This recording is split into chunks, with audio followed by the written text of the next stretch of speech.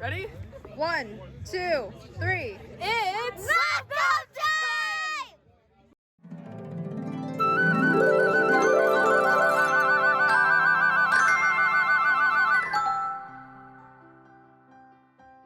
Hello and welcome back to episode 4 of Rom-Com Reviews, an 8-episode series where I watch some rom-coms and I tell you whether they're worth watching. I hope you all enjoyed this week's intro video. Thank you, Lucas and Violet, and today we are going to be reviewing 4 Weddings and a Funeral.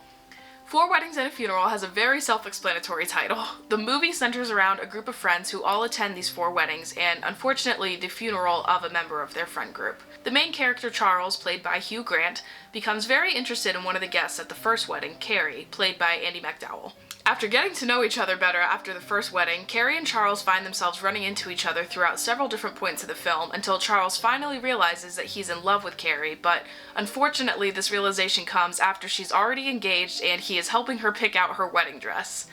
After they both get engaged and Charles almost gets married, the timing finally works out for them and they end up together at the end of the movie.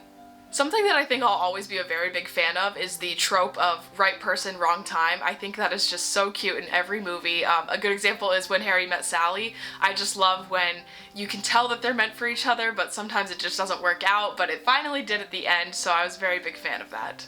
Something I wasn't as big of a fan of was just, there was a lot of talking in this movie. I feel like these older movies, I know I say this every time, it's always an older movie, but there's just so much exposition, there's always something in there that just doesn't seem to need to be in there. There's just a lot of talking in this movie and it's just kind of like, how is this moving the plot along? So I swear it might just be my attention span, but sometimes I just really cannot pay attention to stuff like that, and I just always wish there was a little bit less of that in all of these movies. I also think there were a couple things that could have been explained a little bit better, so instead of spending all that time showing all of these unnecessary conversations, they could have spent that time explaining the timeline of this movie a little bit better. I believe there was only one shot where they say 10 months later or something like that, but this movie, I'm pretty sure it takes place throughout a very long period of time, and I could not keep up with how long it was between each wedding and everything like that, so a little bit more explanation there would have been very helpful for me. The more movies I watch with Hugh Grant in them, the more I'm starting to love him even more. I don't know what it is about this very specific time period where all of these movies were being made, but Hugh Grant is in every single one of them, and I just love all of his characters. He wasn't very nice in Bridget Jones's Diary, but man is he a good actor. The only movie I've ever seen him in before starting this series was Love Actually, which is another rom-com, so I guess he was just the pioneer of that genre during this period of time. I also really enjoyed Andie MacDowell's performance. I've only ever seen her in Maid, that show where she played the mom, and that was very recently, so she was much older, so it was so cool to see the younger version of her, and she was so beautiful in this movie. I could not get over how her skin was just always glowing, and her hair, I don't know, she just always looked so perfect, which was probably the goal because she was the love interest, but I thought they did a really good job with that. Pausing the rom-com time for just a second, I completely forgot to put the rating in this video, so there we go. Okay, now we can resume. Alright, you guys know what time it is. It is time for our hot shot, and I am very excited this week because guess what?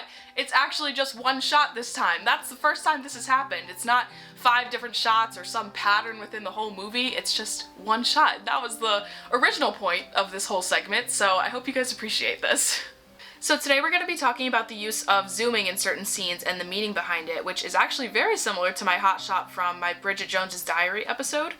But here you can see Carrie and Charles having a casual conversation at lunch, and I know you can't hear it, but as soon as the conversation starts to get a little bit more serious and less surface level, you can see the camera switches from a wider shot to a much closer shot of their faces. It's not a gradual zoom like Bridget Jones's Diary, but it's actually a hard cut to a closer zoom.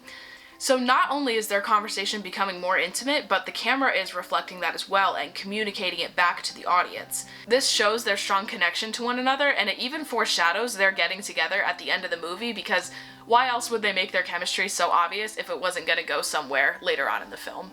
Hugh Grant continues to amaze me in all of these rom-coms that he is in, and some of them are definitely going to make it into my top 10 list in my 8th episode. It might even turn into a longer list than just my top 10 because I don't even know if I'm going to be able to decide which ones are my favorite because some of these are just, there's too many good ones. There's too many. But I have some time to figure out that top 10 list because we still have plenty more rom-coms to watch together, and I'm so excited to watch my next one. Next week we're watching Notting Hill. Hugh Grant once again, but that's okay because I love him. As always, thank you so much for watching, and if you're enjoying this series, I have 3 past episodes now. I've got a whole 4 episodes now. This is exciting. For those of you that have been keeping up and you've watched all 4 episodes now, don't forget to hit that subscribe button, and as always, my Instagram and my Twitter are linked below if you want to follow me there for more rom-com content. For all the Julia Roberts fans out there, I hope you're looking forward to next week where we finally get to see our first rom-com with Julia Roberts in it, because I know she's been in a good amount, just like Hugh Grant has, so makes sense that they've been in a movie together. But I am very much looking forward to it and seeing the iconic, I am just a girl asking a man to love her, something like that, or boy, I don't know. We'll figure it out next week, and I hope to see you there. Thanks!